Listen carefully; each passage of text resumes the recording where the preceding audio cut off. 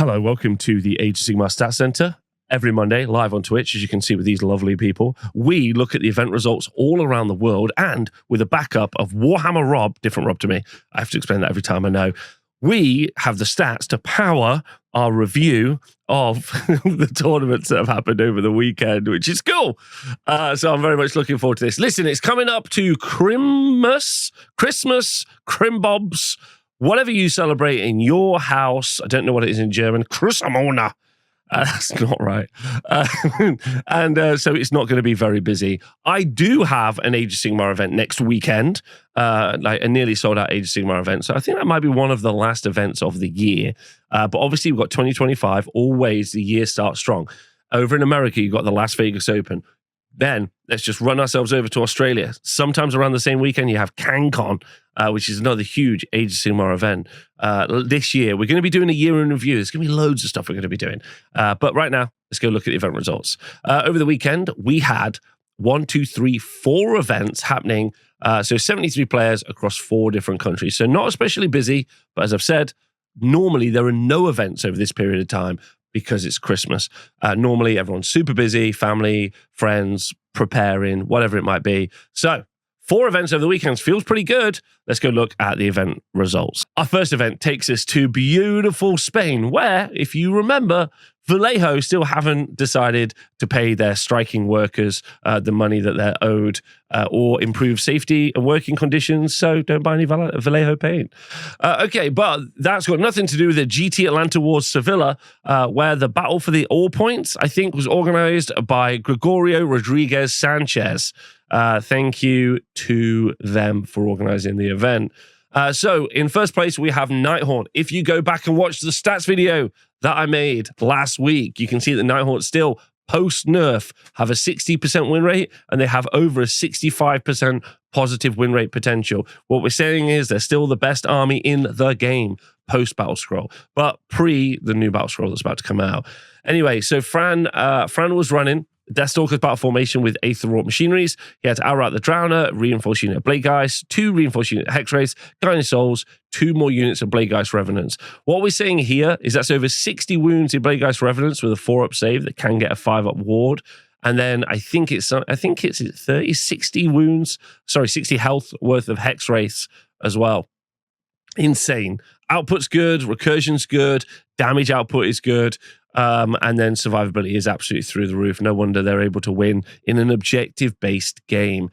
Then, if we start looking at the 4 ones, we can see Raphael Cassel was running Saves to Darkness with the God's Wrath Warband, and his manifestation was the Crunchband Incarnate. You have Be'lakor, Chaos Chosen, and they are using the new book at this event. So that took the Dread banner, which is the banner belonging to, I think that's the Undivided Mark 1. Then a unit of Chaos Knights, unit of Dark Earth Fell Riders, and a reinforced unit of Varangard.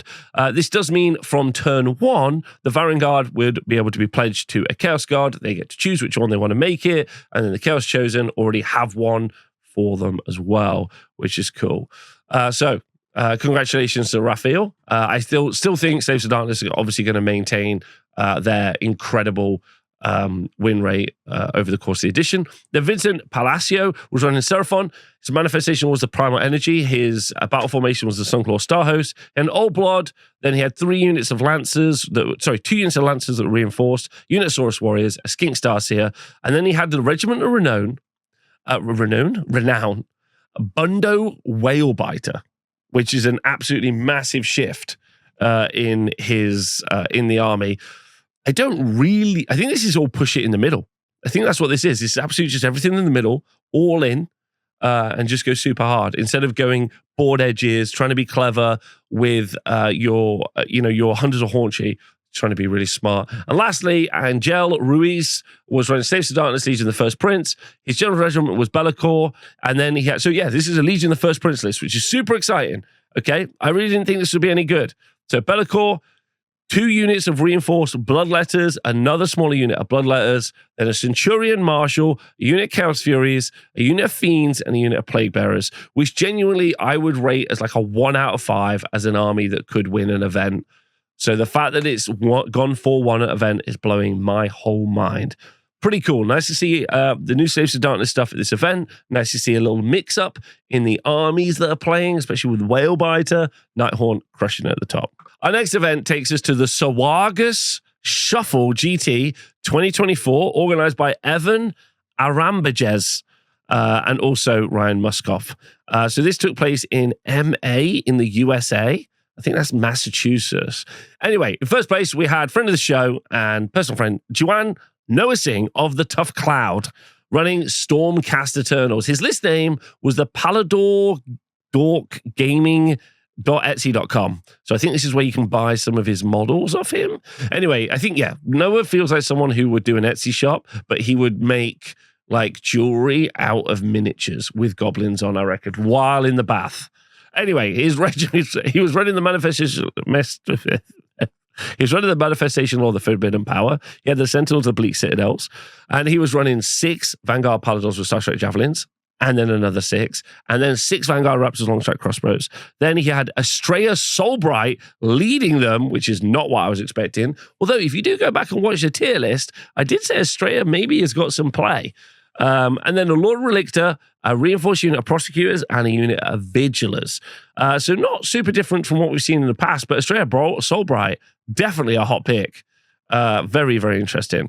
Then Basil in Ferrara, fantastic person, was running Slaves to Darkness with God's Wrath Warbond. His manifestation law was the Twilight Sorceries. He had Bellicor, a reinforced unit of Chaos Chosen of Nurgle, so they were still using old points. Old book. Then Chaos Sorcerer Lord, unit Chaos Knights, unit of Varangard, and a unit of Varangard, and all with a marker Corn, apart from the Knights, so a marker Nurgle. Very cool. So that's very fun to see. And then we had Dylan Thoreau. Oh, wait. Basil's list was hot to go.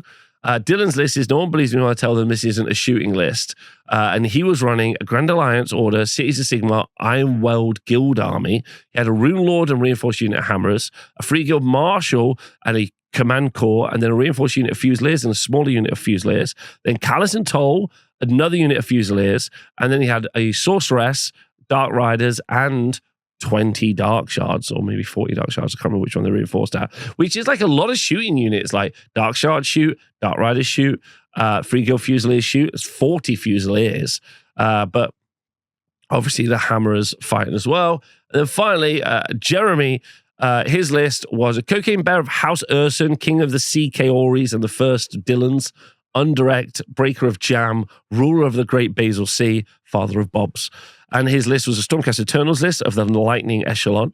He had Karazai, a unit of Desolators that were reinforced, a unit of Praetors, a Lord Celestial Stardrake, Storm Coven, Vigilers, and Vigilers. So 2 big dragons. Lord Celestial Stardrake, super good. And interesting to see he went for the Mirror Shield as opposed to the Lightning Potion, or whatever it's called, the Quicksilver Draft.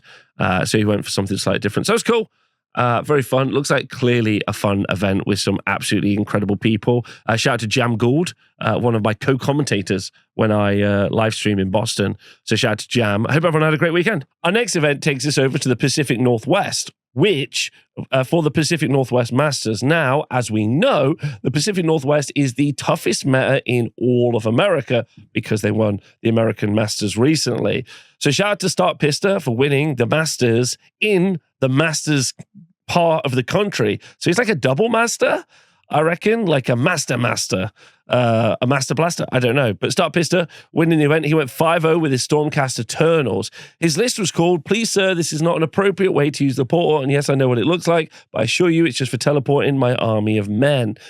His Grand Alliance was the Vanguard wing. His manifestation law was the Morbid Conjuration. He had Krondis, unit of Praetors, unit of Prosecutors, unit of Vanguard Paladors, of a unit of Vanguard Raptors with long strike crossbows, and then Night Relictor, unit of Gryphounds, unit of Vigilers as well. So really mixed it up a little bit there, took some different stuff. Shout out to Stark, an incredible player playing in a very tough meta, doing really well. On the 4-1, we had Carson Whitlock.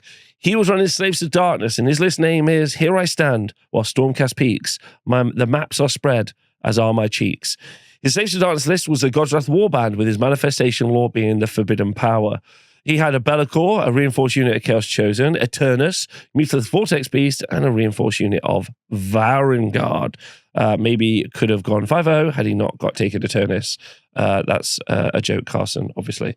Then Matt Beasley, was running a list called This Cheese is Still Good.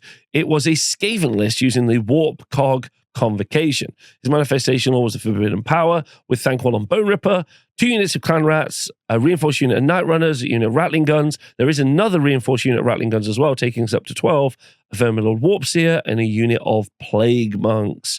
The reinforced unit of Night Runners has been something only Matt has been doing. I would have thought we'd seen 2 units, potentially to try and do tactics and stuff. But no, very different as well. Anyway, that's it in the 4-1 section, and that's it for the event, which is cool. So shout out to everyone in that meta. Incredibly tough place. Oh, it all took place, I forgot to mention, all took place at the Veteran of Foreign Wars venue in Seattle. Lovely looking place. I hope they had a wonderful time. And it was right next to this little spot over here, which looked cool. Our last event takes us to Sweden, where we've got 3 people with 4-1s. This is the Mortal Realms Rumble. We've got Marcus Hagberg with Soulblight Gravelords. This is a Bacchanal of Blood battle formation with a Morbid Concentration. Neferata, reinforced unit of Blood Knights, which is so hot right now. Reinforced unit of Vargeist, Vampire Lord and Zombie Dragon, Death Rattle Skeletons, Fellbats, and Vargheists. Interestingly, he didn't go for double units of Fellbats for tactics, but Death Rattle Skeletons, very cool. Vampire Lord and Zombie Dragon and Neferata, like 2 big hitters there. The Blood Knights making a 3rd big hitter, Vargeist making a 4th. Blood Knights have seen a lot of popularity at the moment. Be interesting to see if there's any other changes need to happen to Soulblight Gravelords to improve their viability.